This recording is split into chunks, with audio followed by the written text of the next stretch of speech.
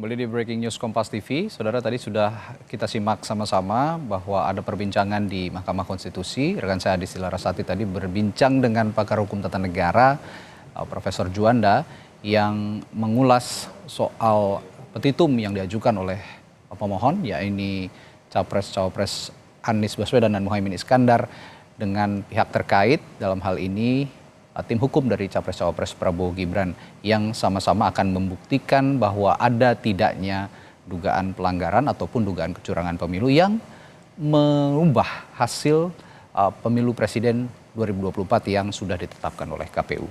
Nah, saudara, dalam persidangan pendahuluan, tim hukum nasional Anies Muhaimin membacakan permohonan PHPU atau perselisihan hasil pemilihan umum yang di dalamnya disebut bahwa terdapat rangkaian pelanggaran yang dilakukan oleh kubu Prabowo Gibran. Pelanggaran berupa intervensi kekuasaan melalui bantuan sosial yang membuat suara Prabowo Gibran melejit dalam waktu yang singkat.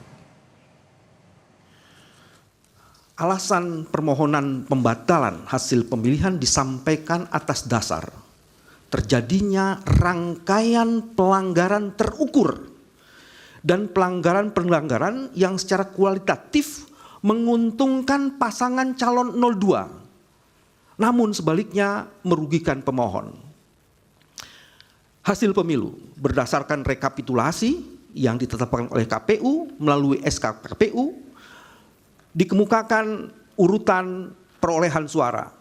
Tidak kami bacakan. Hasil perhitungan suara untuk 02 di atas diperoleh dengan cara yang melanggar azas pemilu dan prinsip penyelenggaraan pemilu bebas, jujur, dan adil. 3 azas itu dilanggar secara serius oleh mesin kekuasaan. Mulai dari pelibatan lembaga kepresidenan, dukungan Presiden Joko Widodo, pelumpuhan independensi penyelenggara pemilu, manipulasi aturan persyaratan pencalonan, pengerahan aparatur negara, dan penyalahgunaan anggaran negara atau bansos yang disalahgunakan untuk menggerakkan mesin pemenangan paslon 02 yang calon wakil presidennya secara jelas adalah anak kandung dari Presiden Joko Widodo. Fakta hukum bahwa dukungan Presiden Joko Widodo dapat dimaknai sebagai manifestasi dari sikap dan perilaku patronasi yang mensugesti peran para menteri di kabinetnya untuk memberikan dukungan terbuka dan di sebagiannya bahkan ikut terlibat secara intensif di dalam kampanye untuk mendukung putranya sebagai calon wakil presiden. Patronasi presiden tersebut mensugesti menteri kabinet dan menggerakkan dan mengaitkan program-program kementerian yang ditujukan untuk menarik dukungan dari pemilih agar memilih pasangan calon presiden dan wakil presiden di mana anaknya presiden menjadi calon wakil presiden. Dan tindakan di atas adalah pelanggaran atas pemilu dan prinsip penyelenggaraan pemilu. Kesemuanya dapat dikualifikasi dan dikategori sebagai election fraud, tindak kecurangan dan pelanggaran pemilu. Dukungan Presiden Jokowi merupakan berupa penggelontoran dan pengalokasian sejumlah dana dengan tujuan pemenangan paslon 02 bisa dikualifikasi sebagai pork barrel politics. Tindakan Presiden Joko Widodo itu dapat dikualifikasi sebagai penyimpangan dana insentif negara untuk publik yang digunakan sebagai transaksi politik pemilu dan ditujukan untuk mempengaruhi pemilih. Tindakan tidak netral Presiden Joko Widodo telah terbukti menguntungkan calon tertentu dengan melonjaknya suara paslon 02 secara drastis setelah melalui operasi pengerahan sumber daya negara. Sebelum Agustus 2023, Prabowo Subianto menurut survei berkisar di angka 24,6% Oktober 2023. Di saat dipasangkan dengan putar Presiden Joko Widodo, suara pasangan tersebut naik di atas 30% dan melejit sampai di angka 51,8% pada bulan Februari 2024 sebelum pemungutan suara. Dengan menyandingkan survei,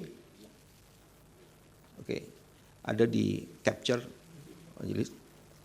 dengan menyandingkan survei antara sebelum dan sesudah adanya intervensi kekuasaan, terdapat kenaikan tidak wajar sebesar 34%.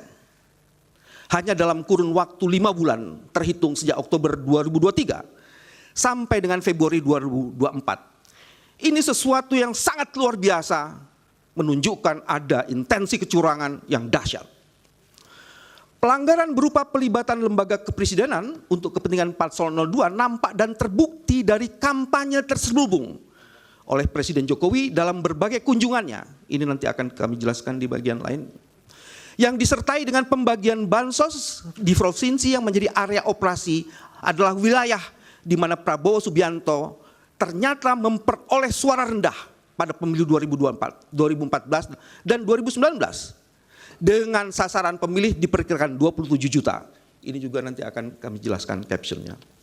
Tapi sebagai informasi, itu di daerah yang paling bawah itu adalah kunjungan Pak Joko Widodo, yang paling bawah di Jawa Tengah ada 1, 2, 3, 4 lebih dari 15. Dan di daerah-daerah itu bansosnya luar biasa, intervensi terhadap aparaturnya juga luar biasa, dan kenaikan perolehan angka Paslon 02 juga luar biasa. Jadi berdasarkan riset ini dapat ditentukan bahwa intervensi bansos, penggunaan aparat-aparat negara itu mempengaruhi peningkatan suara.